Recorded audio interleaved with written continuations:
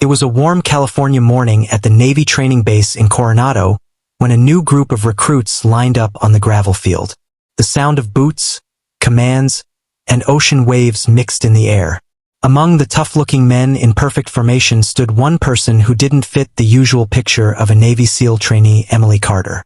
She was shorter than most of the others, quiet, and had a calm face that looked more like a medic or an analyst than a soldier. When Lieutenant Commander Aaron Briggs, the man in charge, called her name, a few of the men exchanged smirks. Someone whispered, "Deadweight," just loud enough for her to hear. Emily didn't react. She simply looked straight ahead, her back straight, her hands behind her. The jokes started before the training even began. "What's she doing here?" one of the recruits muttered. "Hope she packed makeup, not magazines." Laughter followed, but Emily stayed silent. Her silence made them even more curious or maybe uncomfortable. To them, she looked fragile, out of place. What they didn't know was that Emily had already survived things most soldiers couldn't even imagine. A year earlier, Emily had been working overseas, deep in Afghanistan, not as a frontline soldier but as part of a classified intelligence mission. Her job was to track and analyze enemy movements, but when an ambush hit her convoy, she didn't just hide, she fought back. She was injured badly in that attack and had to go through months of painful recovery. Most people would have left the service after that. But Emily wasn't most people. She came back stronger, more focused, and determined to prove something. Not to the world, but to herself. When the Pentagon decided to launch a secret test program, a plan to combine intelligence experts with combat operatives, Emily's name came up first. They needed someone who understood both strategy and survival. She agreed, knowing it wouldn't be easy. The SEALs were famous for being the toughest warriors in the world, and not everyone wanted her there. But Emily didn't want special treatment. She wanted the same mud, pain, and pressure as everyone else. The first week of training was brutal.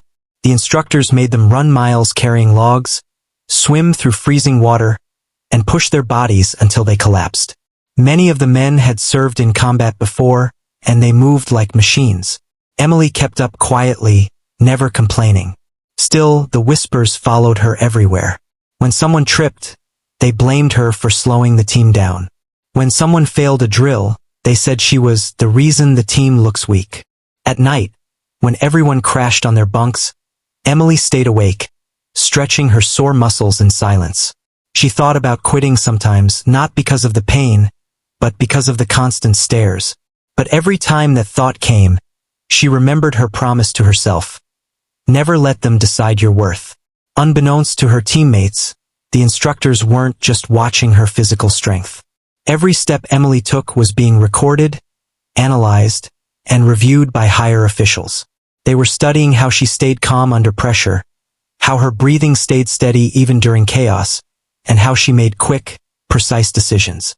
The experiment wasn't just about muscles, it was about control, focus, and adaptability. During one drill, the recruits had to crawl through thick mud under barbed wire while machine guns fired blanks above their heads. One of the recruits panicked and froze. Without hesitating, Emily turned back, grabbed his gear, and dragged him out while shouting, "Move, you're clear!" The instructors saw it all. Her actions were calm, efficient, and fearless, not desperate. The man she saved didn't even look her in the eyes afterward. Pride kept him silent. By the end of the week, Emily's uniform was soaked in mud and salt water. Her skin burned by the sun, but her posture never changed. She didn't brag, didn't argue. She just kept showing up, every day, ready to face whatever came next. Still, the nickname Deadweight stuck. Some said it as a joke. Some said it to provoke her. One evening during conditioning, when they had to carry heavy sandbags uphill, someone shouted, "Hey, Deadweight, try not to fall behind." Emily didn't answer. She just adjusted the strap on her bag and ran faster. By the time they reached the top, she wasn't last. She was third. Commander Briggs watched all of this carefully. He knew what the others didn't, that Emily's results were part of a classified project. Her progress was being reported directly to Washington. The data showed something the team couldn't see.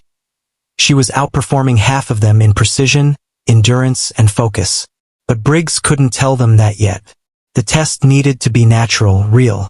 That night, as the recruits rested after another grueling day, Briggs passed by the sleeping quarters. Most of the men were out cold, snoring, but Emily was sitting on the edge of her bed, fixing her boots, her expression unreadable. Briggs stopped and said quietly, "You're holding up better than they think." Emily looked up and replied softly, "I'm not here for what they think, sir. I'm here for what I know." Briggs gave a small nod. "Good. Keep it that way." Then he walked out, leaving her in the dim light, tying her laces tight, ready for whatever tomorrow would bring. The others might still see her as Deadweight, but deep down, something was changing. The instructors had seen her grit. The tests were recording her control. And Emily Carter, the quiet woman everyone underestimated, was about to prove that real strength isn't loud, and real warriors don't need to shout. They just show up and let their actions speak louder than words. The second week of training started before sunrise. The sound of the whistle cut through the cold morning air, and the recruits jumped from their bunks. Sleep-deprived, sore and half awake, they lined up for inspection. Emily stood at the end of the line, her uniform neat, her boots shining even in the dim light. But as always, a few of the men gave her that same smirk, the one that said she didn't belong there. The day schedule was brutal. Endurance runs, log carries, ocean swims, and hand-to-hand combat drills. Every task was designed to break them down, to find their limits. Emily knew she had to keep her head down and her mind steady.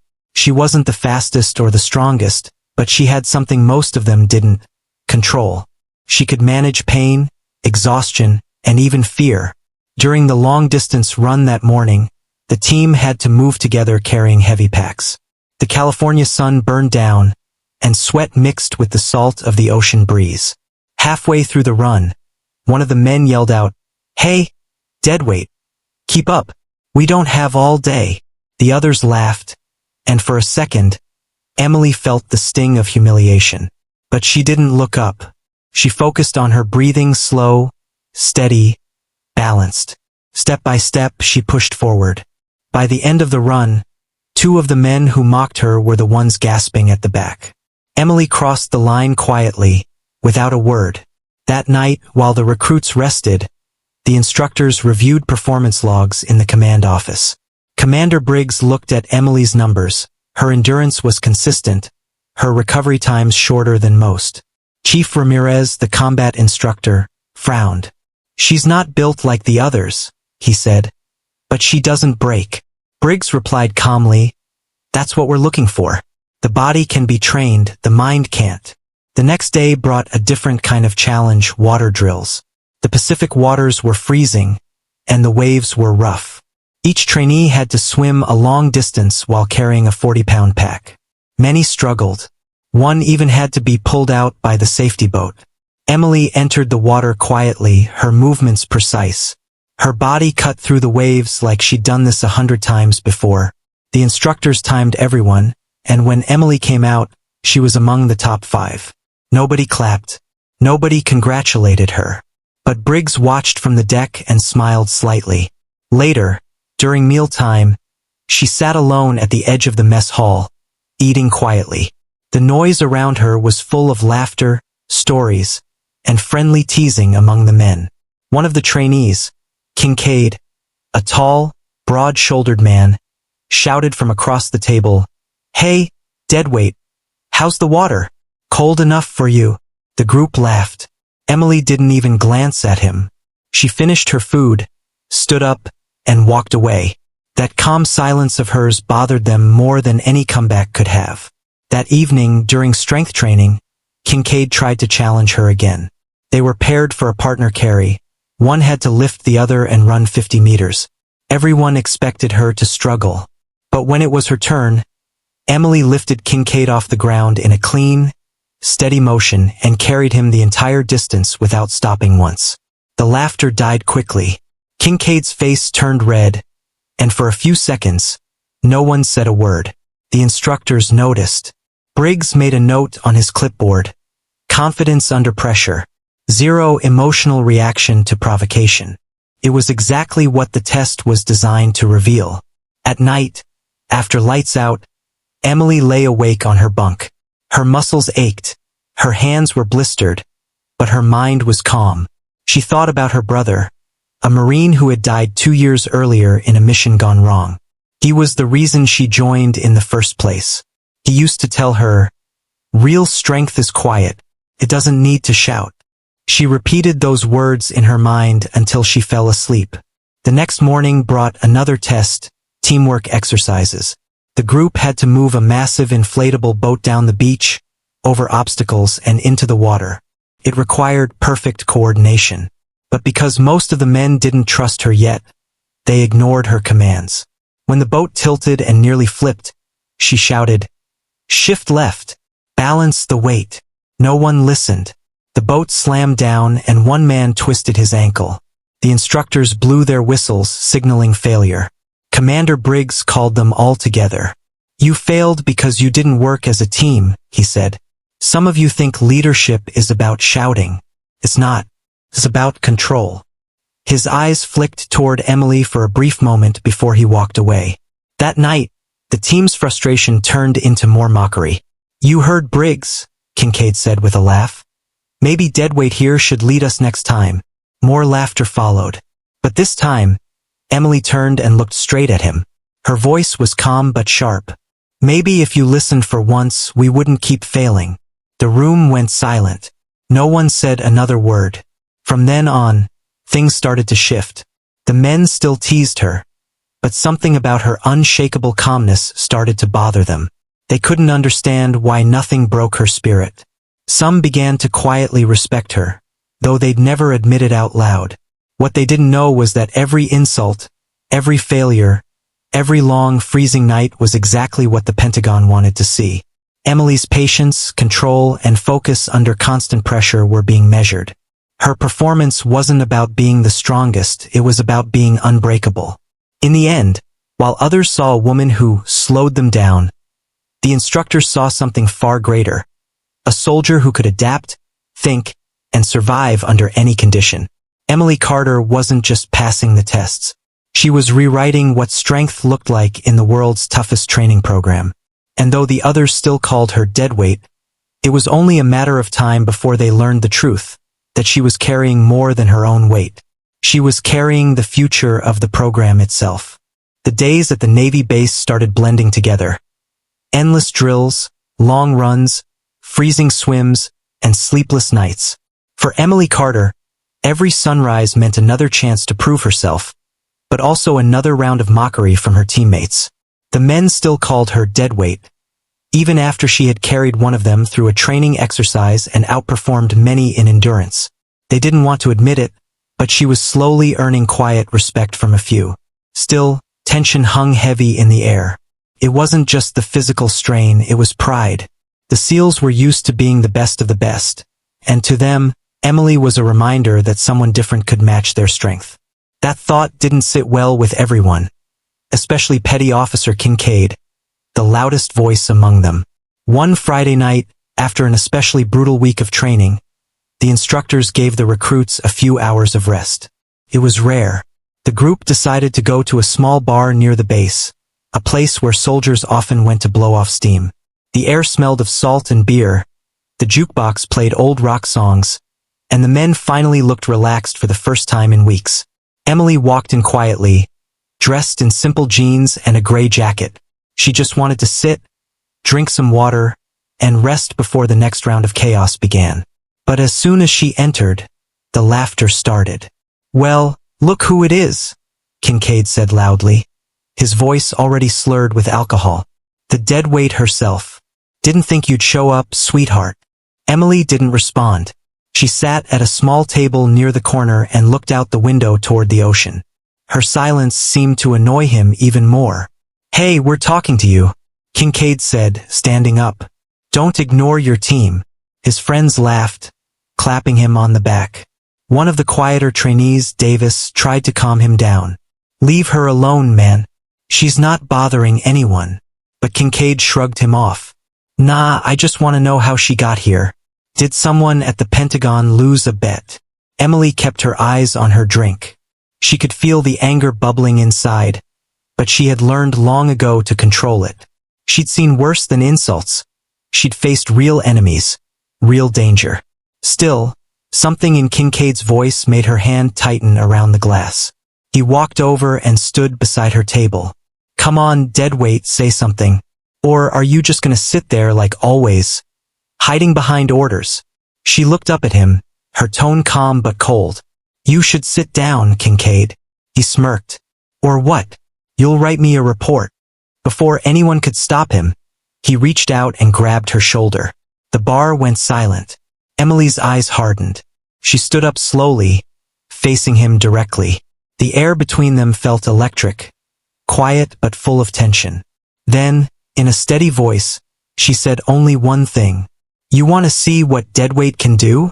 A few people nearby stepped back, sensing something was about to happen. Kincaid laughed loudly, trying to play it off. "Oh, this I gotta see." He swung first. A big, clumsy punch meant to scare her. But Emily wasn't there. She had already moved. Her reflexes were sharp, controlled, precise. In one smooth motion, she ducked under his arm, turned, and struck him hard in the ribs with her elbow. The air rushed out of him before he could react. Before anyone could blink, she swept his legs from under him, and he hit the floor hard. The sound echoed through the bar. The other SEALs jumped to their feet. "Whoa, easy!" one of them shouted. But Kincaid was already pushing himself up, angry and embarrassed. He charged again, but Emily sidestepped, grabbed his wrist, and twisted it into a lock, forcing him down again, this time face first. She released him immediately and took a step back. "It's over," she said quietly. But another SEAL, his pride stung from seeing one of their own beaten so easily, came forward. "You think you're better than us?" he shouted, moving toward her. In a blink, Emily disarmed him. Not with a weapon, but with a move so clean it looked rehearsed. She redirected his momentum and sent him crashing into a table. Glass shattered. Someone yelled for them to stop, but it was too late. Two more joined in, and what had started as a bar argument now looked like a small war zone. Emily didn't fight wildly. Every movement was calm, almost surgical. She used minimal force, just enough to neutralize without causing real harm. Her training showed. She wasn't fighting like an angry recruit. She was fighting like someone who had been trained for real combat, for survival. In less than 10 seconds, the chaos stopped. 4 of the strongest SEALs were on the ground, groaning. The music had cut off. Everyone stared in stunned silence. Emily's breathing was calm. Her hands didn't shake. She looked around, then at the bartender, who stood frozen behind the counter. She reached into her pocket, took out some cash, and placed it gently beside a broken glass. "For the mess," she said softly. Without another word, she turned and walked out of the bar. Her steps were quiet, her face calm. Outside, the cool ocean breeze hit her skin. She looked up at the night sky and took a deep breath. For the first time in weeks, she let herself feel something. Not anger, not pride, but relief. Inside the bar, no one spoke for a while. Then Chief Ramirez, who had come in a few minutes earlier and witnessed the entire thing, finally broke the silence. He looked at the men on the floor and said in a low voice, "That wasn't luck. That was Tier 1 control." The others looked at each other, finally realizing what had just happened. Emily Carter, the woman they had mocked for weeks, had taken down 4 trained SEALs in a matter of seconds, with no hesitation and no wasted movement. They had called her Deadweight. But now, for the first time, they started to wonder who she really was, and just what kind of training she'd had before she ever walked into their world. The bar was silent after the fight. Only the sound of broken glass and heavy breathing filled the air. The 4 SEALs Emily had just taken down were still on the floor, trying to process what had happened. No one dared to move. The bartender stood frozen behind the counter, staring at her like he'd seen a ghost. Emily didn't look proud or angry. Her face was calm, her eyes focused. She took a slow breath, straightened her jacket, and glanced at Kincaid, who was sitting against a table holding his ribs. "You all right?" she asked quietly. He didn't answer. Shame and confusion filled his face. Without waiting for a reply, Emily reached into her pocket, pulled out a few bills, and placed them on the counter. "For the trouble," she said softly to the bartender. Then, without looking back, she walked out of the bar into the cool night air. Outside, the wind from the ocean brushed against her face. She closed her eyes for a moment and let the silence wash over her. Inside, she had kept her composure, but her heart was beating fast. She didn't like fighting her own teammates. She never wanted to, but tonight had pushed her too far. Still, she hadn't gone too hard on them. She had used control, not anger. That's what real training was about. Inside the bar, Chief Ramirez, one of the instructors, was sitting quietly in the corner. He had walked in halfway through the fight and had watched the whole thing unfold. He'd seen brawls before, but nothing like that. Emily's movements were clean, precise, not something a regular trainee could do. He recognized the technique immediately. It wasn't just SEAL hand-to-hand training.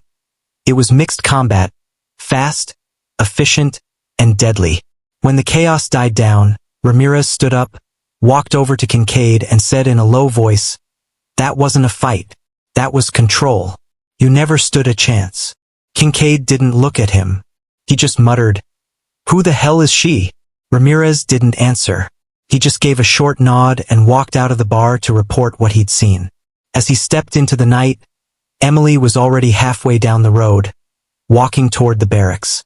The moonlight fell on her face, and she looked calm again, as if nothing had happened. Ramirez called out, "Carter!" She stopped and turned slowly. "Sir," she said, her tone respectful. He studied her for a moment. "You know you just took out 4 SEALs in under 10 seconds, right?" Emily looked down for a second. "They provoked me, sir. I didn't want to fight." "I know," he said, "but that wasn't ordinary self-defense. You used tactical control moves, military-grade stuff. Where'd you learn that?" Emily didn't answer right away. Then she said quietly, "I was trained for situations like that, sir." Ramirez nodded slowly. "That much is clear. Get some rest, Carter. You'll need it. Word will spread fast." She nodded and walked off, leaving Ramirez standing under the dim streetlight, deep in thought. By morning, everyone at the base had heard about what happened. Some laughed nervously, saying Kincaid got what he deserved. Others refused to believe it. "There's no way she took down 4 SEALs, one recruit said. But when they saw the bruises and the silence on Kincaid's face, they knew it was true. The instructors called an early assembly. The recruits stood in a line, heads down, the memory of the bar fight hanging over them. Commander Briggs stepped forward, his voice sharp and controlled. "Last night," he began, "some of you made poor choices. You disrespected a fellow trainee and caused a public scene. But something else happened too. Something you should pay attention to." He paused, letting the silence stretch. "Carter showed restraint. She could have seriously injured you, but she didn't. What she demonstrated wasn't luck or emotion. It was discipline." The men shifted uncomfortably. None of them looked at her. Emily stood at the end of the line, eyes forward, hands behind her back. Briggs looked directly at her for a moment and then said to everyone, "If any of you still think she's deadweight, think again. You might learn something from her." After the briefing, the recruits were dismissed. No one dared to say a word to Emily. Kincaid walked past her slowly, avoiding her eyes. For the first time since training began, the base was quiet around her. The teasing had stopped, replaced by a strange mix of fear and respect. Later that day, Briggs met with Chief Ramirez in his office. The blinds were closed, and a file labeled classified, Project Ares, sat on the desk. "So you saw it?" Briggs asked. Ramirez nodded. "Every second. Clean hits, no hesitation, no wasted movement." She knew exactly what she was doing. Briggs leaned back in his chair. "Good. That means the test is working." Ramirez frowned. "Test." Briggs opened the file slightly and then closed it again. "You didn't hear it from me, Chief, but Carter's not just another recruit. She's part of a pilot program, something the Pentagon's been planning for a while. They want to see if integrating intel operatives with SEAL units can actually work. Ramirez's eyebrows rose. So she's not. She's not what they think she is, Briggs finished. She's a field operative, one of the best. Her real mission was to test how our teams handle bias under pressure. Ramirez exhaled slowly. Well, the team failed that test miserably. Briggs nodded. Yes, but she didn't. That night, Emily sat outside the barracks, looking at the dark ocean. She could hear the waves crashing softly against the shore. For the first time since joining the program, she felt lighter. The truth about her background was still hidden, but she didn't need anyone to know. She had proven to herself that she could hold her ground, not with words but with discipline. Somewhere behind her, she heard footsteps. It was Kincaid. He stopped a few feet away, hesitant. "Hey!" he said quietly. She didn't turn around. "Listen about last night. I was out of line." Emily nodded slightly but said nothing. Kincaid took a deep breath. "You're stronger than I thought. Stronger than most of us." Still, she didn't look at him. "It's not about strength," she said softly. "It's about control." He nodded, understanding more than she realized. As Kincaid walked away, Emily looked back at the sea, the moonlight reflecting on the waves. She knew this wasn't over. The real test was only beginning. But for the first time, the team had seen her for who she really was. The woman they once mocked as Deadweight had turned a quiet night at the bar into a moment no one would ever forget. And deep down, every man who witnessed it now knew. Emily Carter wasn't just another trainee. She was something far beyond that. The sun had barely risen when the recruits gathered on the training field the next morning. Everyone looked tense, tired, and uneasy. The story about what happened at the bar had spread across the base overnight. No one was laughing anymore. No one called Emily Deadweight that morning. They just looked at her differently. Not with mockery, but with something between fear and respect. Emily stood in formation like always, eyes straight ahead, calm as ever. She didn't show any emotion, not even a trace of what had happened. But deep inside, she knew everything had changed. The silence around her wasn't peace. It was distance. She was no longer the outsider people made fun of. Now she was the mystery no one dared to talk to. Commander Briggs arrived on the field with his usual stern face. But this time his tone was different. "You've all made mistakes during training," he said, his voice echoing across the yard. "Mistakes can be corrected, but disrespect, that's harder to fix." He paused, looking slowly at each of them before his eyes landed on Emily. "Some of you have forgotten what it means to be a team. You've let pride and ego cloud your judgment." No one moved. The air felt heavy. Briggs continued. "Last night was a reminder that not everything is as it seems. Some people fight quietly. Some people carry more weight than you'll ever understand." His gaze stayed on Emily for a few seconds before he turned away. "Training continues as usual." Dismissed. The team scattered. No one said a word to her, but a few of them gave her quick, respectful nods as they passed. Even Kincaid kept his head down. He hadn't spoken to anyone since the fight. Later that afternoon, Emily was called into Briggs' office. She walked in and stood at attention. The commander looked up from a file, studying her face. "Sit down, Carter," he said. She obeyed quietly.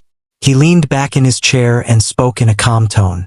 "You handled yourself well last night, but you also broke one of the oldest rules in this program. No fighting between teammates." "I understand, sir," she said softly. Briggs studied her for a moment. "Normally, I'd have to report it and suspend you. But Chief Ramirez was there. He told me exactly what happened. You didn't start it, you ended it. Fast." Emily didn't respond. Briggs continued. "You know, I've trained hundreds of SEALs. I've seen every kind of fighter, the hotheads, the talkers, the naturals. But you're different. You fight like someone who's been doing it for years. Who trained you, Carter?" Emily hesitated, choosing her words carefully. "Different units, sir. Different places. Mostly classified." Briggs smirked slightly. "That's what I thought." For a moment there was silence. Then he closed the file and said quietly, You're not here just to train, are you? Emily's eyes flickered with uncertainty. Sir. He didn't push further. Never mind. Whatever your purpose here is, just know, you've proven more than enough. He stood up. Get some rest, Carter. Tomorrow's training will be worse. She gave a small nod. Understood, sir. As she left the office, Briggs picked up the phone on his desk. This is Commander Briggs, he said. Yes, the evaluation is complete. She passed. Exceeded expectations, actually. You can tell your people at the Pentagon that their experiment works. He listened for a moment, then added, No, the others don't know yet, and I suggest we keep it that way. That night, the base was quiet. Most of the men were in their bunks, but Kincaid couldn't sleep. He sat outside, staring at the stars. He still couldn't believe what had happened at the bar. The memory of how quickly she had moved, the precision, the calmness, it kept replaying in his mind. He heard footsteps behind him and turned. Emily stood there, hands in her jacket pockets. Can't sleep? She asked softly. He shook his head. Not after what I saw. She looked up at the sky too. It's over now. Kincaid hesitated, then said quietly, You could have hurt us, but you didn't. Emily gave a faint smile. Hurting people doesn't prove anything. Control does. For a moment, they stood there in silence. Then he said, You're not like the rest of us, are you? She looked at him, her eyes calm and serious. We're all here to learn. Same as anyone else. Kincaid didn't believe it, but he didn't press further. Well, he said finally, for what it's worth, I was wrong about you. Emily smiled faintly. You weren't the first. After that night, something shifted in the team. The teasing stopped completely. No one called her Deadweight anymore. During drills, they began to trust her judgment. If she gave a command, they listened. If she suggested a strategy, they followed. The instructors noticed. For the first time, the unit moved like a real team. And at the center of it was Emily, quiet, focused, respected. But not everyone was convinced. Some of the higher-ranking officers on base started asking questions. Who exactly was she? Why was a woman with advanced combat training placed in a standard SEAL trainee group? Rumors began to spread, whispers about a secret assignment, about government testing, about an experiment involving psychological warfare. Emily ignored it all. She focused only on the mission ahead. A week later, Briggs received a message marked top secret. He read it twice and sighed. The Pentagon was sending a representative to review the results of Project Ares. The program that Emily was part of was coming to light, at least for the top brass. That evening, as Emily walked back from a long run, she saw Briggs waiting for her near the docks. The sky was orange from the sunset, and the waves hit the shore gently. Beautiful evening, he said. She nodded. Yes, sir. He looked at her seriously. You did good work here, Carter. Better than they expected. But you know what comes next, right? Emily's expression didn't change. The next phase. Briggs nodded. Exactly. Tomorrow they'll come for you. Just be ready. She turned to face the sea, her voice calm. I've been ready for a long time. As the sun disappeared below the horizon, the air grew still. For the first time since she'd arrived, Emily felt a strange sense of peace. She had faced the worst of their doubts, the sharpest of their insults, and the hardest of their tests, and she had come out stronger than ever. The men who once mocked her now watched her with quiet admiration. The commanders who doubted her now took notes from her performance. And somewhere deep inside the Pentagon, her name was now written under a new title, Operative Classified, Field Evaluation Successful. That night, as the base went dark, Emily sat alone, staring at the moon's reflection on the ocean. She knew her time here was almost over, but she also knew that this was only the beginning. The woman they once called Deadweight had earned her place, not just among the SEALs, but in history. The next morning started like any other, but something felt different. The air around the base was tense, quiet, almost too quiet. Emily woke before sunrise, as usual, and sat on the edge of her bunk, tying her boots with steady hands. But this time, her heart was heavier. She knew what was coming. Today, the Pentagon team was arriving. Her mission here was almost over. When she stepped outside, the sky was still dark, with a soft orange glow on the horizon. The sea breeze brushed her face, cool and salty. The sound of waves crashing against the docks was steady, calming, almost like the world was holding its breath before something big. Down at the field, the trainees were already gathering for morning drills. Some waved at her, some nodded respectfully. Even Kincaid, the man who once mocked her the most, gave her a small smile. It was strange to see how much things had changed. A few weeks ago, they had called her Deadweight. Now they looked at her like a leader. "Morning, Carter," said Ramirez, walking up beside her. He was one of the few people on base who treated her like an equal from the start. "Heard some big shots are flying in today." Emily simply nodded. "I know." Ramirez glanced at her. "This about you?" She didn't answer. Her silence said everything. By midday, the sound of helicopter blades filled the air. Everyone looked up as two black military choppers landed near the runway. The wind kicked up sand and dust, forcing the trainees to cover their faces. Out of the first helicopter stepped two men in dark suits, Pentagon officials. Behind them was a tall woman in a Navy uniform with sharp eyes and a calm, commanding presence. Commander Briggs met them at the landing pad. He saluted sharply. "Welcome to Base 47, ma'am." The woman returned the salute. "I'm Colonel Hayes. We're here for the evaluation of Operative Carter." The trainees nearby looked confused. "Operative?" They exchanged puzzled glances. Emily stood a few meters away, watching silently. She knew this moment would come, but she still felt a sting, the kind of ache that comes when you're about to leave something behind. Briggs led them toward his office, but before going inside, Colonel Hayes turned to Emily. "Walk with us, Carter." Emily followed them inside. Once the door closed, Hayes spoke first. "You've done well. Your performance exceeded expectations. The behavioral analysis, tactical responses, and emotional control, all remarkable." Emily didn't smile. She only said, "I did what I was trained to do." Hayes looked at her closely. "Do you know why you were sent here?" Emily paused. "To integrate," she said slowly. "To test if the Ares conditioning works in a team environment without exposure." Hayes nodded. "Exactly. The Ares project was designed to create elite operatives capable of controlling extreme stress, suppressing fear, and maintaining calm under fire. You were one of the first successful candidates." Briggs, standing in the corner, looked slightly uncomfortable.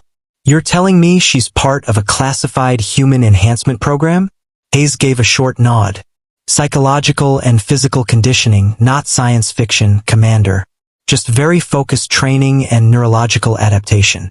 Carter was chosen because she survived every stage." Emily listened quietly.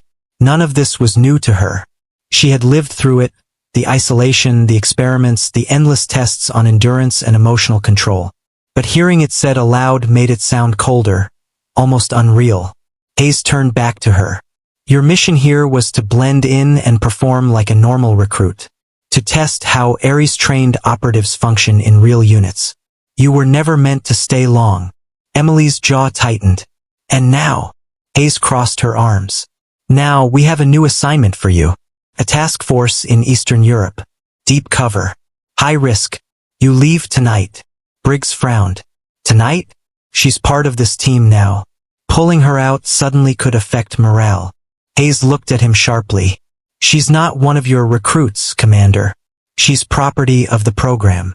The words hit hard, not just for Briggs, but for Emily too. Property. She'd heard that word before, but it still burned. "I'm not a machine, Colonel," Emily said quietly. "You can't just program me and move me around like a weapon." Hayes' expression softened a little. "I know, but we both have our orders." The room fell silent for a moment. Then Briggs sighed. "If she has to go, at least let her say goodbye to her team." Hayes nodded reluctantly. 1 hour. Then she reports to the airstrip. That evening, the sun began to set, painting the sky in orange and gold. Emily walked down to the training field one last time. The team was there, gathered around after a long day. When they saw her, they went quiet. Kincaid stepped forward. So it's true? You're leaving? Emily nodded. Orders from above. He hesitated. Was it all real? The training? The fights? It was all real, she said softly. Every push-up, every bruise, every second. He looked down, then said, You taught us more than any instructor ever did. Emily smiled faintly.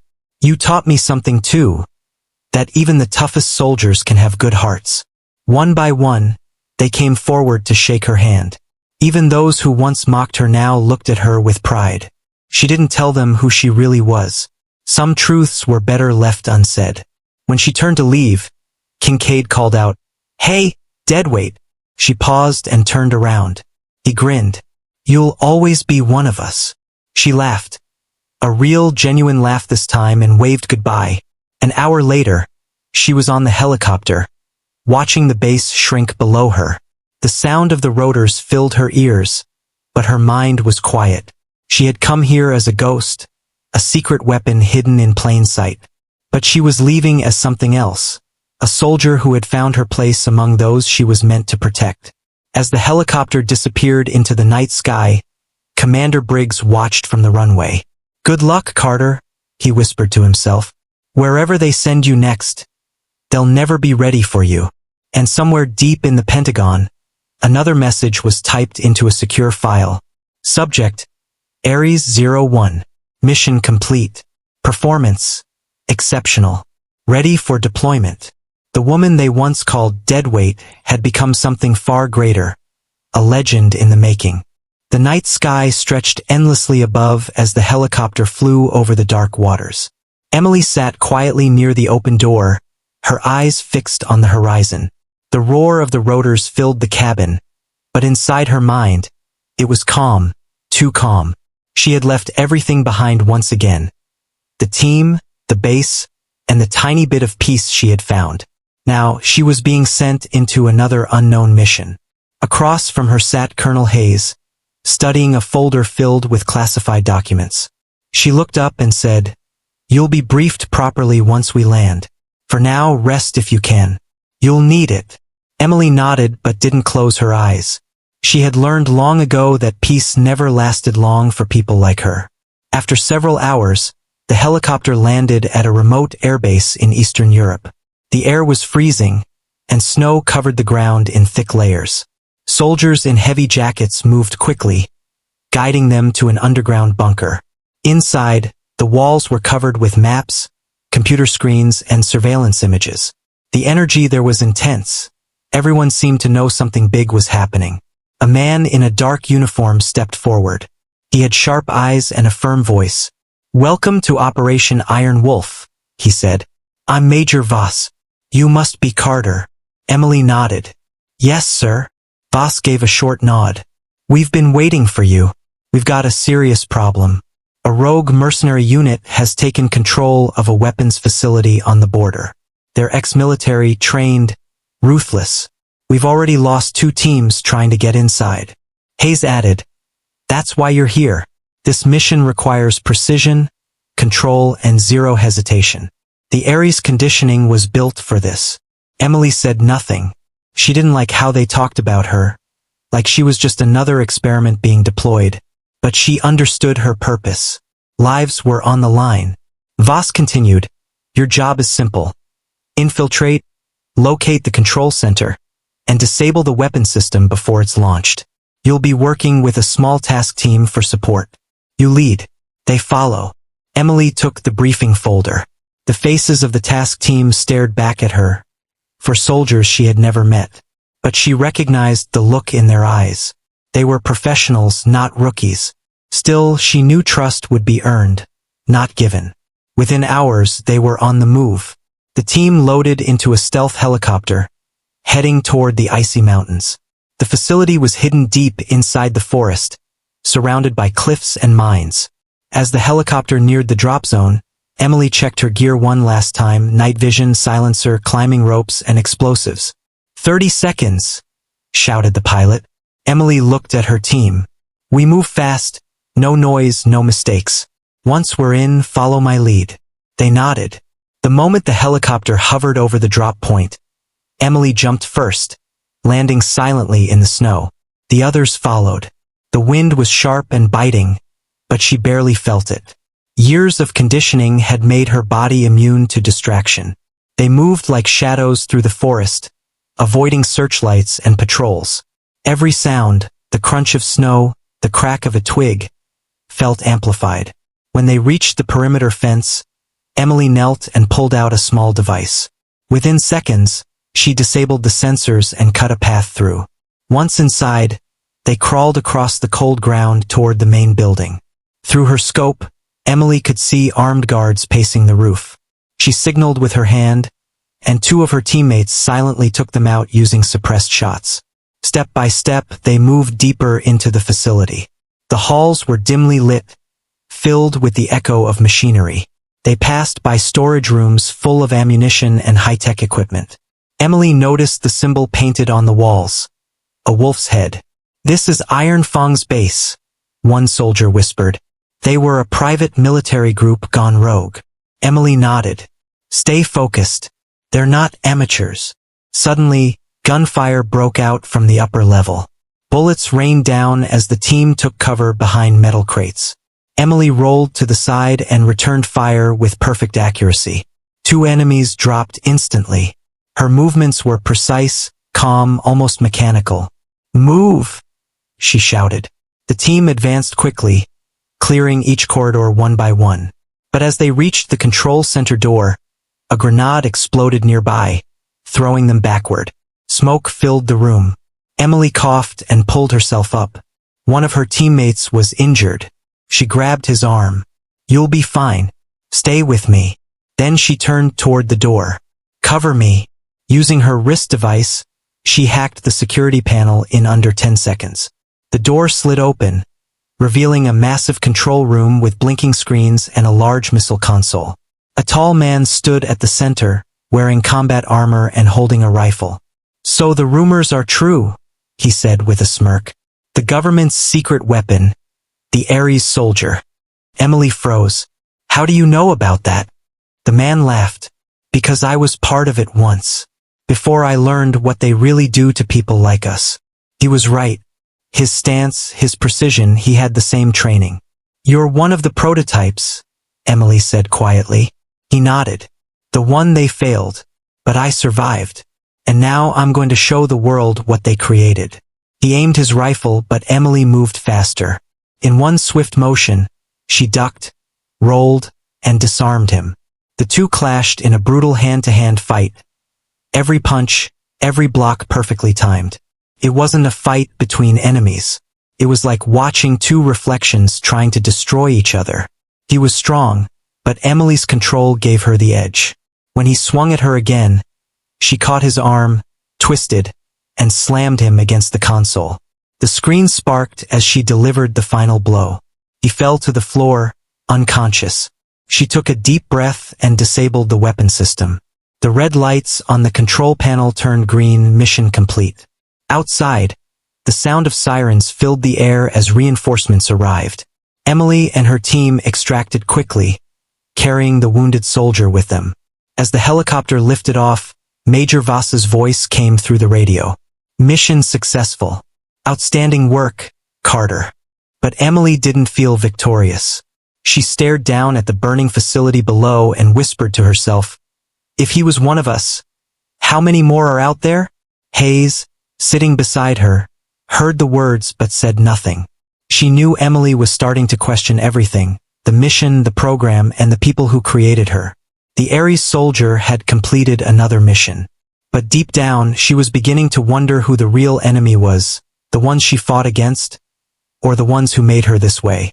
The helicopter landed in the middle of the night, far from the mountains where the mission had taken place. Emily stepped out, her boots crunching against the wet ground. The cold wind hit her face, but her mind was somewhere else, still replaying the man's words inside that facility. "I was part of it once. The one they failed." Those words wouldn't leave her head. If what he said was true, then there were others, people like her, made and controlled by the same system she served. Colonel Hayes walked beside her in silence as they entered the underground base. Everything was clean, quiet, and cold, just like every secret government site she had ever been to. The walls were steel gray, and the smell of disinfectant filled the air. "Good work out there," Hayes said at last. "The mission was a success. You did exactly what was required." Emily didn't reply. She knew what that meant. Another win for the Ares program.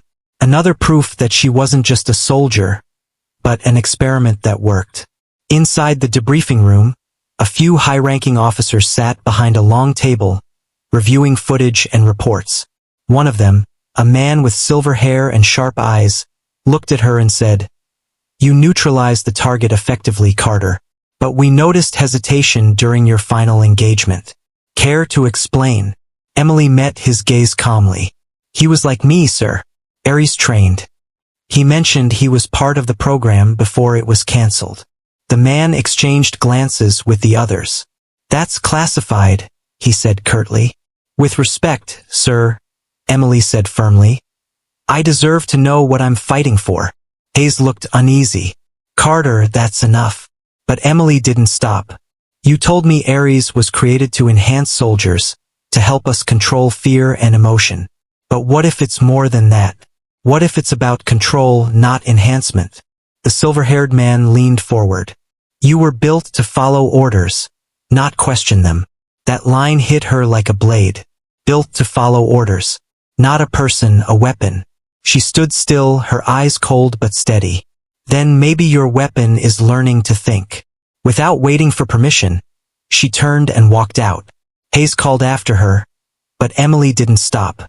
She went straight to the research wing, the part of the base where she had never been allowed before. The guards tried to stop her, but one hard glare from her was enough to make them hesitate.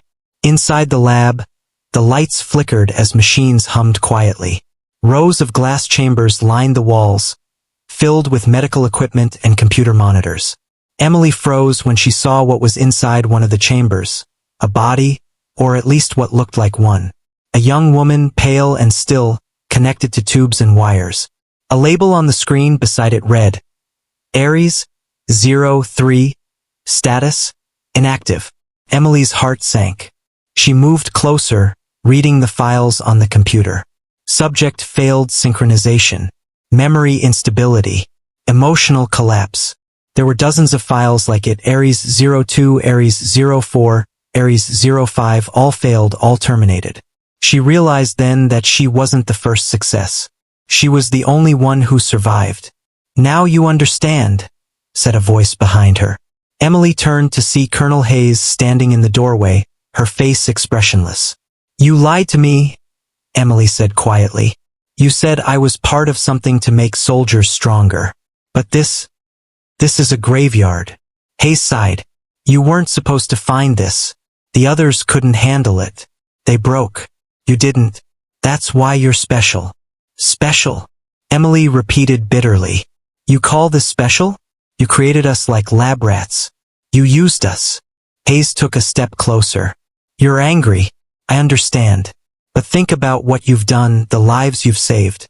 You are proof that the program works. You can change how wars are fought." Emily shook her head. "No. I'm proof that you've lost your humanity." For the first time, Hayes' voice hardened. "Careful, Carter. You're treading dangerous ground." Emily looked her straight in the eyes. "I stopped being your soldier the moment I learned the truth." Before Hayes could respond, an alarm blared through the building. The red emergency lights flashed, and a voice echoed through the speakers. "Security breach in Lab Sector 3. Unauthorized access detected." Hayes turned toward the hallway, shouting orders, but when she looked back, Emily was gone. Moving quickly through the corridors, Emily accessed the central database using the skills she had been taught to use in missions. She downloaded every file related to Project Ares, names, experiments, funding details, and hidden reports about test subjects who never made it out. She didn't know what she would do with it yet, but she knew one thing: the world needed to know. As she reached the hangar, armed guards blocked her path. "Stand down, Carter," one of them shouted. Emily's voice was calm. "You don't want to do this." But they moved forward anyway. In a blur of motion, she disarmed the first guard, kicked another aside, and slipped through before they could react. She wasn't fighting to hurt them, only to get free. Outside, the wind howled as she ran toward a small military jeep. She jumped in, started the engine, and sped into the darkness. Behind her, the base alarm continued to scream. Hours later, she parked at a cliff overlooking the frozen valley. The night was silent again. In her hand, she held a small flash drive. Everything she had stolen. Evidence of what they had done. She sat there, staring at the stars. For the first time in years, she didn't feel like a soldier or an experiment. She felt like herself. Free. Her radio crackled softly. It was Hayes' voice. "Carter, listen to me. You can't win this. The program is bigger than both of us." Emily took a deep breath and said, "Then it's time someone ended it." She dropped the radio, started the engine again, and drove off into the night. As the first light of dawn broke over the snow-covered mountains, she disappeared into the horizon. Not as Deadweight, not as Ares 01, but as Emily Carter, the woman who escaped the system that created her. Somewhere deep in Washington, alarms would soon go off as the files she had stolen began uploading to public networks.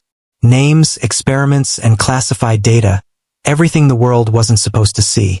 Emily didn't look back. She knew she couldn't erase the past, but she could make sure no one else would suffer the same fate. The woman once called useless, mocked by the strongest men in the Navy, had now taken down something far greater. Not a team, not a base, but an entire secret empire built on control and lies. And this time, she did it not with her fists, but with the truth.